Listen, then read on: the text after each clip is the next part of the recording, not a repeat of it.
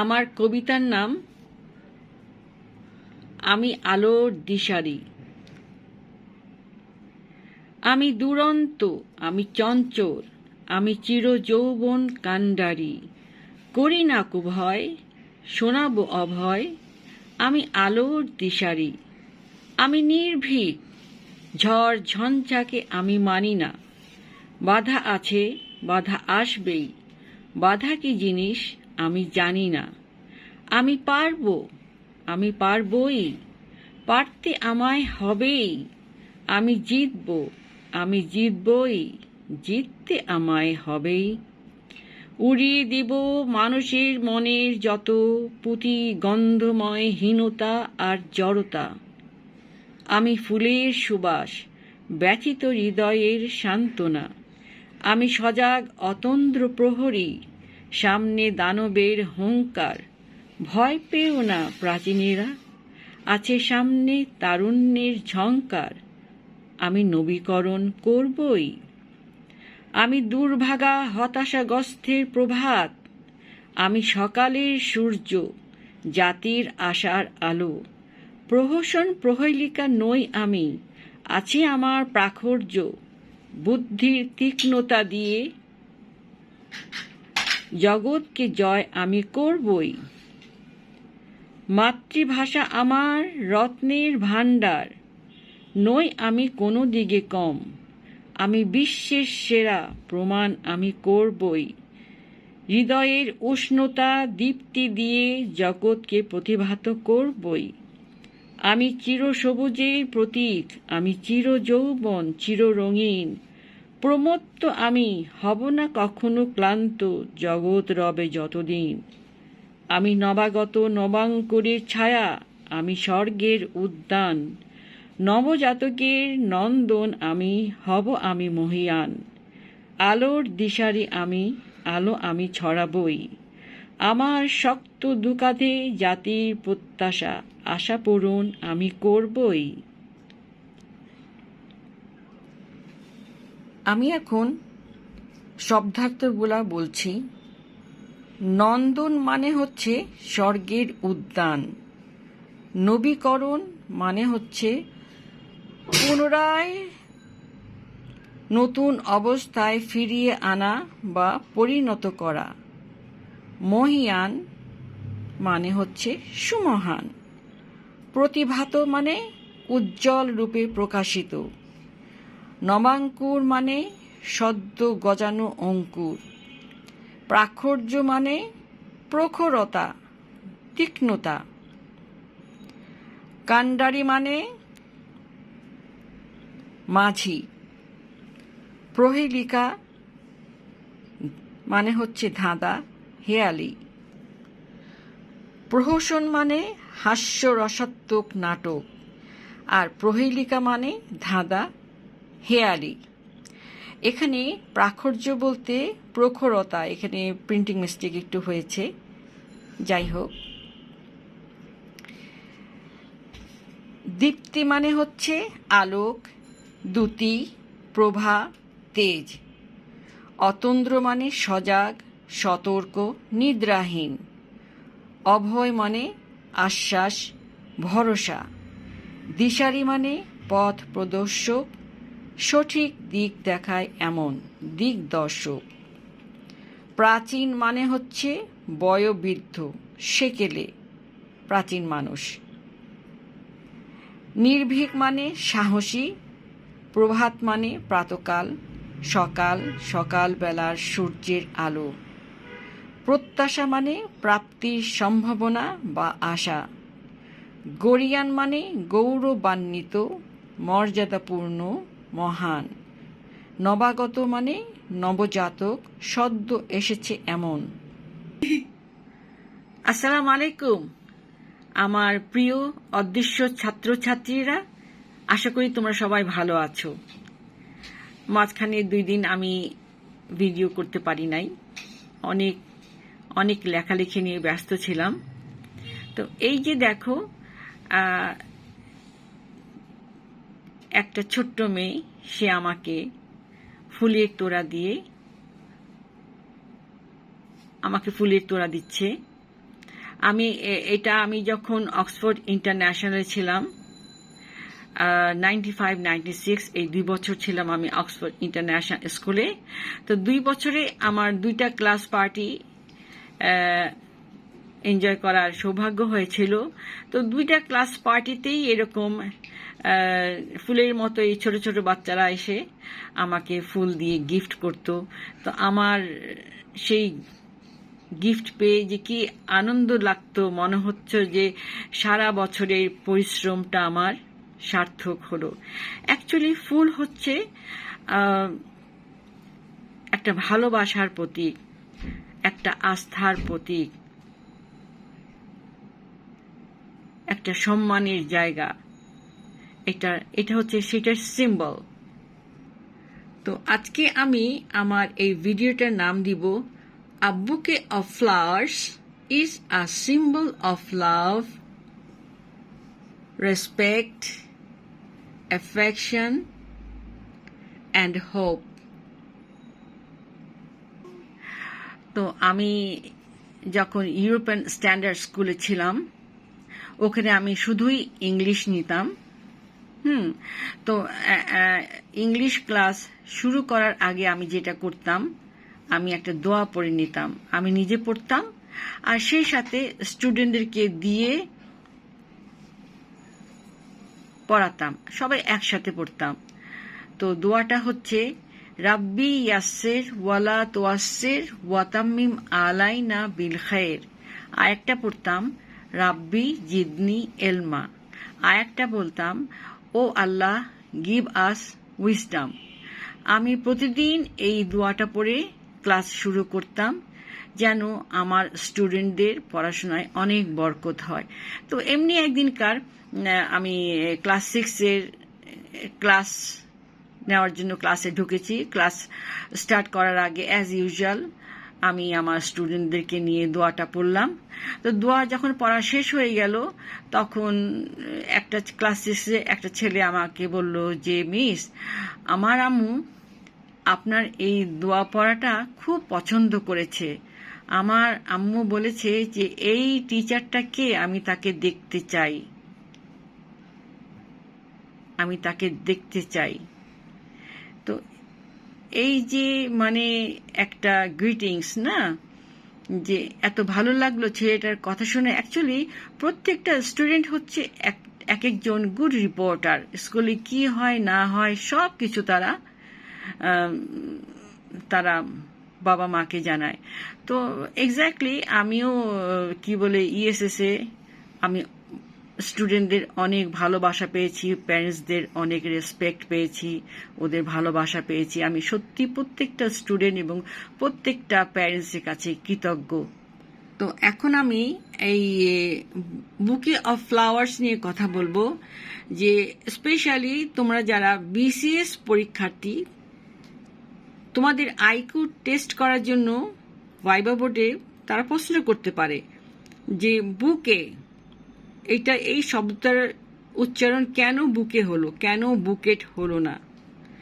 তো তোমরা কি করবে, তোমাদেরকে আমি জানিয়ে রাখি যে আমাদের বাংলা ভাষায় যেমন অনেক শব্দ বিদেশি ভাষা থেকে এসেছে, যেমন আরবি, ফার্সি থেকে হাজার হাজার শব্দ এসেছে, সংস্কৃত থেকে হাজার হাজার শব্দ এসেছে, আরবি থেকে এসেছে, ফ্রেঞ্চ থেকে এসেছে, ইংলিশ থেকে এসেছে, উর্দু হিন্দি থেকে এসেছে, তারপরে পর্তুগিজ থেকে এসেছে, চাইনিজ থেকে এসেছে, অনেক শব্দ চলে এসেছে আমাদের বাংলা ভাষায়।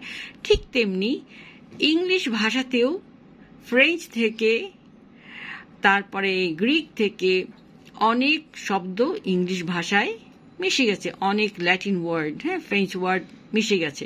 তো এইখানে দেখো, এই যে বুকে, এটা হচ্ছে ফ্রেঞ্চ ওয়ার্ড। আমি এখানে বলছি silent T at the end of words of French origin. তার মানে যেই শব্দগুলা ফ্রেঞ্চ থেকে এসেছে সেই সমস্ত শব্দগুলার শেষে টিটা সাইলেন্ট হবে, এটা উচ্চারণ হবে না। যেমন এটা দেখো, ক্রুশেট তো আমরা বলতে পারি, কিন্তু অ্যাকচুয়ালি উচ্চারণ হবে ক্রুশে। তারপরে দেখো শ্যালে, শ্যালে মানে হচ্ছে ছোট্ট ঘর, কুড়ে ঘর। ব্যালে, যে রাশিয়ানরা খুব সুন্দর ব্যালে ডান্স করে, তোমরা নিশ্চয়ই দেখে থাকবে টিভিতে, যে সাদা পোশাকের মেয়েরা কি সুন্দর হাত পা নেড়ে নাচ করছে। ওদের ওখানে কোনো মিউজিক মানে কোনো কথাবার্তা, কোনো গান এসব কিছু থাকবে না, জাস্ট মানে শরীরের হাত পায়ের মুভমেন্ট দিয়ে যে নাচ, এই নাচটাকে বলা হয় ব্যালে। তারপর দেখো বুফে, আমরা বাফেট বলবো না, বুফেই বলবো, ঠিক আছে। আর নর্থ আমেরিকান ইংলিশে বলা হয় বুফে, আর ব্রিটিশ ইংলিশে বলা হয় বাফে। বাফেট টিটা উচ্চারণ করবে না। এগুলো সবগুলাই হচ্ছে নাউন। তারপরে দেখো বুকে, বুকে মানে কি একটা ফুলের তোড়া। আর বাফেট আমি তখনই বলবো যখন এটা ভার্ব হয়ে যাবে, তখন এটার মানে কিন্তু সম্পূর্ণ আলাদা হয়ে যাবে। বাফেট মানে হচ্ছে কি, যে এই পাশ ওই পাশ করে খুব জোরে মারা। কোনো মানুষকে যদি দুই গালে থাপ্পড় মারা হয়, এই গাল ওই গালে যদি থাপ্পড় মারা হয় খুব জোরে, এটাকে বলা হয় বাফেট। তখন আমি টিটা উচ্চারণ করব, সে সময় ইট ইজ আ ভার্ব। কিন্তু এখানে প্রত্যেকটাই হচ্ছে নাউন। আমি এটার প্রত্যেকটাই ভেঙে ভেঙে বলছি। যেমন ক্রুশে, আমরা যে ক্রুশ কাটা, ক্রুশ কাটা দিয়ে যে সুতা দিয়ে উল দিয়ে যে আমরা যে বানাই, নেট বানাই, তাই না? তোমরা দেখে থাকবে যে লম্বা একটা নিডেলের মাথা একটু বাঁকা থাকে, এটাকে বলে ক্রুশ কাটা বলে। হ্যাঁ, তো এই ক্রুশ কাটা দিয়ে আমরা টেবিল ক্লথ বানাই, সোফা সেটের কাভার বানাই। আমিও ছোটবেলায় অনেক সেলাই করেছি ক্রুশ কাটা দিয়ে, অনেক অনেক করেছি। তো ক্রুশে, এটার উচ্চারণ হচ্ছে ক্রুশে। এটা হচ্ছে আনকাউন্টেবল নাউন। আমাদের সাথে সাথে কিন্তু জানতে হবে এটা হুইচ পার্ট অফ স্পিচ, কারণ তোমরা হচ্ছে বিসিএস এর student, you should have sound knowledge on parts of speech. তাহলে কি দাঁড়াচ্ছে? ক্রুশে, শ্যালে। শ্যালেটা হচ্ছে কি কুড়ে ঘর। 1971 আগে, 1971 আগে যখন ইস্ট পাকিস্তান ওয়েস্ট পাকিস্তান ছিল, সেই সময় ইস্ট পাকিস্তানে অর্থাৎ ঢাকাতে এই ফার্ম গেটে একটা চাইনিজ রেস্টুরেন্ট ছিল। ওইটার নাম ছিল শ্যালে। তো আমার সেজ ভাই Nurul Kabir Khan, he is an engineer, উনি আমেরিকার সিটিজেন। ওনার ছোট ছেলে অ্যাডাম খান ফোর্বস 30 আন্ডার 30-তে, he is the youngest scientist of the world. Adam Khan, তোমরা যদি গুগল করো তাহলে তুমি তার চেহারাটা দেখতে পারবে। ওর জন্ম যদিও বর্ন অ্যান্ড ব্রট আপ আমেরিকাতে, কিন্তু সে আমার ভাই, আমাদের দেশ ময়মনসিংহ নেত্রকোনার মানুষ, সুতরাং ওর অরিজিন হচ্ছে ময়মনসিংহ। সুতরাং ও হচ্ছে দুনিয়ার গর্ব, বাংলাদেশের গর্ব, আমাদের ময়মনসিংহের গর্ব। আমরা সত্যি তার জন্য গর্ব অনুভব করি। আমরা সত্যি তার জন্য গর্ব অনুভব করি, বাংলাদেশ তার জন্য গর্ব অনুভব করে। তো যে কথাটা বলছিলাম শ্যালে নিয়ে, তখন আমার ভাই, উনি ছিলেন বুয়েটের ইঞ্জিনিয়ার। তো একদিন আমার ভাই আমাকে বললেন যে চলো তোমাকে এই একটা চাইনিজ রেস্টুরেন্ট আছে, তোমাকে একটা মজাদার খাবার খেতে নিয়ে যাই। তো উনি আমাকে নিয়ে গেলেন এই শ্যালে রেস্টুরেন্টে। তো ওখানে খাবারের অর্ডার দিলেন। তার মধ্যে একটা খাবার আমার মনে আছে, যে ভেজিটেবল স্যুপ, যে পাতলা টলটলা গরম গরম হালকা শাকসবজি ভাসছে। দেখলাম খারাপ লাগছে না, ভালোই তো। তো ওই সময় আর কি আমার প্রথম চাইনিজ খাবারের সাথে পরিচিতি। তো এইটা হচ্ছে সেই শ্যালে, যে এইটা কুড়ে ঘর। এটা হচ্ছে ইউরোপিয়ান কান্ট্রিতে, ওই পাহাড়ের কোলে ছোট ছোট কুঁড়ে ঘর থাকে বেড়াবার জন্য, সময় কাটানোর জন্য, সেটাকে বলা হয় কুঁড়ে ঘর। আমি প্রত্যেকটা মানে আবার বলে দিচ্ছি। এখানে আমি দেখো কয়টা ফ্রেঞ্চ ওয়ার্ড পেয়েছি: ক্রুশে, শ্যালে, ব্যালে, বুফে, বুকে। এখন দেখো ক্রুশে নিয়ে শুরু করি। ক্রুশে এটা হচ্ছে uncountable noun. A way of making clothes, etc. from wool or cotton using a special thick needle with a hook at the end to make a pattern of connected threads. এখানে আমি প্রতিটা লেখার ফাঁকে ফাঁকে কিছু টিপস দেব যাতে তোমরা নতুন কিছু শিখতে পারো। এখানে খেয়াল করে দেখো অফ মেকিং আছে। অফ হচ্ছে প্রেপোজিশন, মেক হচ্ছে ভার্ব। অফের পরে যদি কোনো ভার্ব দেখো তাহলে তার সাথে অবশ্যই তুমি আইএনজি যোগ করে দিবে। কি হলো দেখো, অফ মেকিং।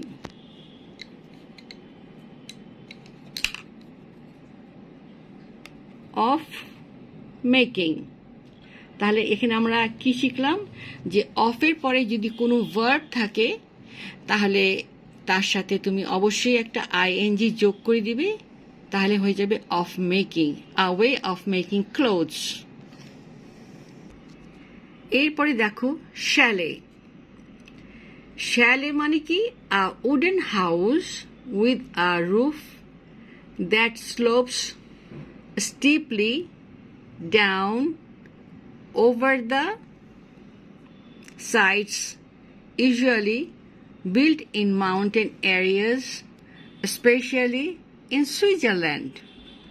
এখানে খেয়াল করো, দেখো স্পেশালি আছে, ইএস দিয়ে যখন স্পেশালি শুরু হবে তার আগে অবশ্যই তুমি একটা কমা দিবে, না হলে সেন্টেন্সটা ইনকারেক্ট হয়ে যাবে। এটাও আরেকটা টিপস দিলাম, ঠিক আছে? আবার দেখো ব্যালে, এটা হচ্ছে নাউন, এটার মানে হচ্ছে কি এ স্টাইল অফ ডান্সিং। খেয়াল করো, আবার সেই টিপস দিচ্ছি। অফ হচ্ছে প্রেপোজিশন, ডান্স হচ্ছে ভার্ব। তো ভার্বের সাথে তুমি একটা আইএনজি বসিয়ে দিবে, তাহলে কি হবে, অফ ডান্সিং। এই একটা জিনিস তুমি আজকে শিখলে নতুন, a style of dancing that tells a dramatic story with music, but no talking or singing. খেয়াল করো, নো হচ্ছে অ্যাডভার্ব, ইয়েস নো, হ্যাঁ অথবা না সূচক শব্দ হচ্ছে অ্যাডভার্ব। তারপরে যখন ভার্ব থাকবে তার সাথে অবশ্যই আইএনজি যোগ করে দিবে।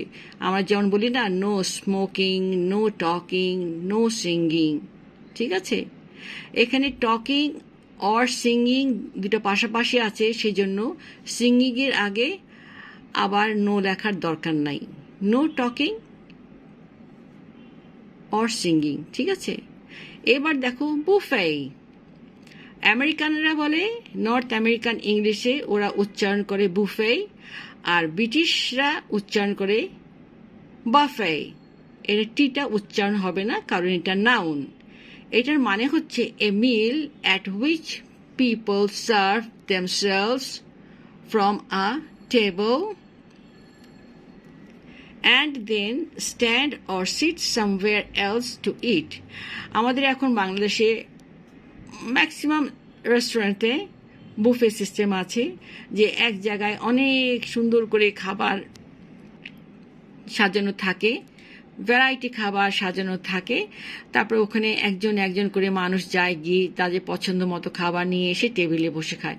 এইটা কি বলা হয়, বুফে। এরপর দেখো বুকে।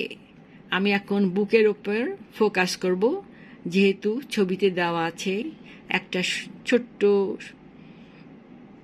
লাভলি গার্ল, সে একটা ফুলের তোড়া নিয়ে আমাকে গিফট করছে। এই ফুলের তোড়াটাকে কি বলবো, বুকে। বুকের মানেটা হচ্ছে আ বাঞ্চ অফ ফ্লাওয়ার্স। এখানে আমি তোমাকে আবার একটু টিপস দিয়ে দিই, যে অফ হচ্ছে প্রিপোজিশন, অফ প্রিপোজিশনের পরে অবশ্যই নাউন বসবে, এবং সেই নাউনটা যদি কাউন্টেবল হয় তাহলে সেটার তুমি প্লুরাল ফর্ম বসাবে। যেমন সিঙ্গুলারে হচ্ছে ফ্লাওয়ার, প্লুরালে হচ্ছে ফ্লাওয়ার্স। তাহলে অফের পরে সবসময় আইদার আনকাউন্টেবল নাউন বসবে অথবা প্লুরাল ফর্ম বসবে। তাহলে কি হলো? অফ ফ্লাওয়ার্স বলবে। অফ ফ্লাওয়ার কখনোই বলবে না, of flowers. Is that clear? তাহলে আমি বুকে কাকে বলবো?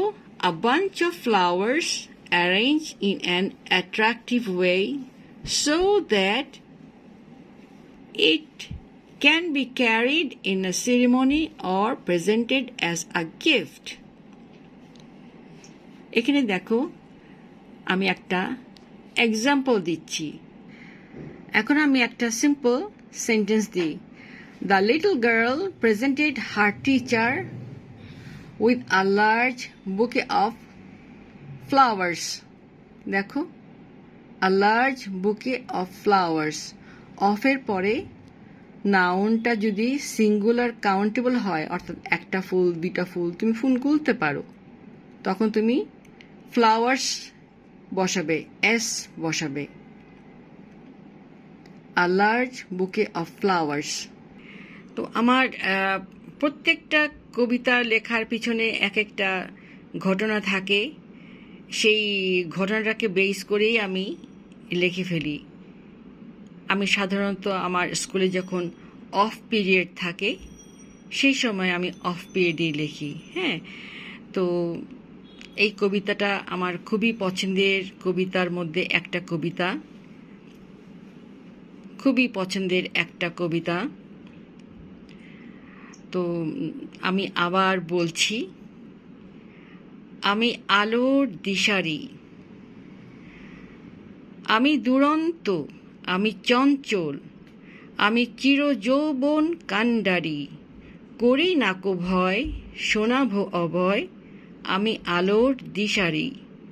আমি নির্ভীক, ঝড় ঝঞ্ঝাকে আমি মানি না, বাধা আসে, বাধা আসবেই, বাধা কি জিনিস আমি জানি না। আমি পারবো, আমি পারবই, পারতে আমায় হবেই, আমি জিতবো, আমি জিতবই, জিততে আমায় হবেই। উড়িয়ে দেব মানুষের মনের যত পুঁতি গন্ধময় হীনতা আর জড়তা। আমি ফুলের সুবাস, ব্যথিত হৃদয়ের সান্ত্বনা, আমি সজাগ অতন্দ্র প্রহরী, সামনে দানবের হুঙ্কার। ভয় পেও না প্রাচীনেরা, আছে সামনে তারুণ্যের ঝঙ্কার, আমি নবীকরণ করবই। আমি দুর্ভাগা হতাশাগ্রস্তের প্রভাত, আমি সকালে সূর্য জাতির আশার আলো। প্রহসন প্রহেলিকা নই আমি, আছে আমার প্রাখর্য, বুদ্ধির তীক্ষ্ণতা দিয়ে জগৎকে জয় আমি করবই। মাতৃভাষা আমার রত্নের ভাণ্ডার, নই আমি কোনো দিকে কম, আমি বিশ্বের সেরা, প্রমাণ আমি করবই।